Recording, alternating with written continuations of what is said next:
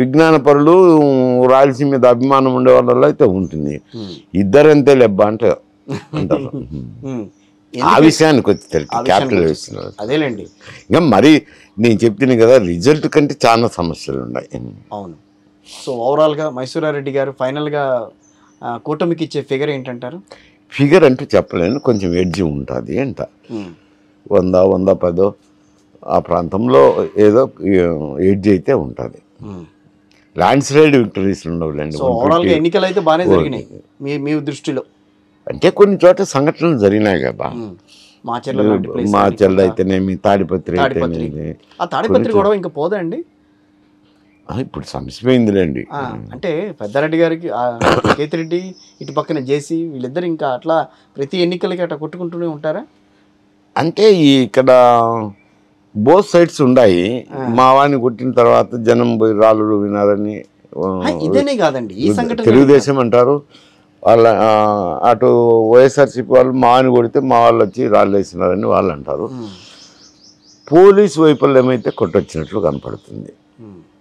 ఎందుకంటే ఈ ముందే ఇట్లా సెన్సిటివ్ ఏరియాస్ను గుర్తించి వాళ్ళ నాయకులను కలిసి కొంచెం కన్సోల్ చేసి ఏదో నిష్పక్షపాతంగా వ్యవహరిస్తే ఇటువంటి సమస్యలు ఉత్పన్నమైనాక దాన్ని మంట అంటుకున్నాక ఆర్పేదానికి కొంత టైం పడుతుంది కదా, ఇమీడియట్గా చేతి అంచేయలేం కదా, అది పరిస్థితి అంతా తగ్గిపోతుంది. Sir for suppose YSR Congress party మళ్ళీ అధికారంలోకి వస్తే రాష్ట్ర భవిష్యత్ ఏంటి? ఏముంటాయి పెద్దగా ఇప్పుడు ఉన్నట్టే ఉంటాయి సంక్షేమ కార్యక్రమాలు, అభివృద్ధి ఉండదు. ఈసారి అభివృద్ధి మీద దృష్టి పెట్టారంటారా? ఎక్కడున్నది, ఆదాయం వచ్చింది సరిపోయే సంక్షేమ కార్యక్రమాలు ఎక్కడ పెడతారు? అలాంటప్పుడు మీరు తెలుగుదేశం పార్టీ వస్తే చేసేది ఏంటి? ఎప్పుడైనా అంతే, సేమ్ అంతే. కానీ ఎందుకంటే అక్కడ అభివృద్ధి అనేసరికి కొంచెం రాయలసీమలో ఇక్కడంటే కోస్టల్ ఆంధ్రాలోనంటే నాగార్జున సాగర్ ప్రాజెక్ట్ అయితేనేమి, కృష్ణా బ్యారేజ్ అయితేనేమి, గోదావరి బ్యారేజ్ అయితేనేమి, అక్కడ వంశధార ప్రాజెక్ట్ అయితేనేమి, ఈ ప్రాజెక్టులు వచ్చినాయి, కాలువలు దిగినారు, నీటిపారుదల సౌకర్యం ఉంది, అనుభవించుతున్నారు. సరే పోలవరం కూడా అవ్వాలనుకోండి, పోలవరం అయితే అది వేరు సమస్య. డెల్టా స్టెబిలైజేషన్ కాకపోతే కాస్త కూస్తో ఒక 80 టీఎంసీలు మళ్ళిస్తారు కాబట్టి అందులో రాయలసీమకు భాగం వస్తుంది. దానికోసం పోలవరం అంటాము. ఇప్పుడు రిజర్వాయర్లు అయితే ఉన్నాయి కానీ పంట కాలువలు లేవు. చంద్రబాబు నాయుడు గారు ఉన్నప్పుడు పంట కాలువలు తీయలేదు. ఈయన 5 సంవత్సరాల నుండి నేను కడప బిడ్డను, కడపలోనే వామకొండ కింద కానీ సర్వాయి సాగర్ కింద కానీ పంట కాలువలు తీసిన దాఖలాలే లేవు. పంట కాలువలు తీస్తే నీళ్లు బారి పంటలు బండబెట్టుకొని సస్యశ్యామలం అవుతారు కదా, ఆ పరిస్థితి లేదు అంట.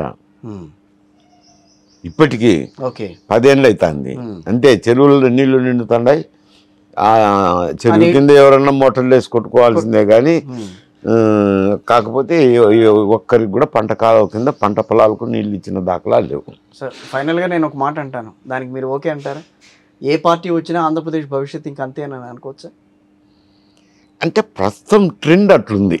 ఎక్కడ చూసినా ఈ సంక్షేమ కార్యక్రమాలు నేను ముందే చెప్తాను కదా, ఎందుకంటే పన్నులు అందరూ సమానంగా కడతారు, కాస్త కూస్తంగా పేదలు కడతారు, ఎక్కువ కడతారు. కట్టినప్పుడు పేదకు పన్ను అనేది భారం అవుతుంది. భారమైనప్పుడు ఊతం ఇవ్వాల్సింది అనేది సర్వత్రా అంగీకరించే, ఆర్థికంగా అంగీకరించే అంశం. వాళ్ళ జీవనోపాధి పెంచేదానికి, వాళ్ళను వృద్ధి చేసేదానికి ఈ సంక్షేమ పథకాలు పెట్టాలి. ఇప్పుడు సంక్షేమ పథకాలు ఏమైనాయి? ఓట్ల కోసం సంక్షేమ పథకాలు అయినాయి. ఈ సంక్షేమ పథకం పెడితే మహిళలు వేస్తారు, ఈ సంక్షేమ పథకం పెడితే వృద్ధులు వేస్తారని ఓట్ల కోసం సంక్షేమ పథకాలు అయినాయి. ఇవి మొత్తం దేశం మొత్తం మీద అట్లే వచ్చేసినాయిలేండి. వచ్చేసినాయి కాబట్టి ఈడే కొత్తగా ఆంధ్రప్రదేశ్ నేను ప్రత్యేకించి చెప్పేదేముంది, అన్ని చోట్ల అదే ఉంది. అన్ని రీజనల్ పార్టీస్ అట్లే తయారైనాయి.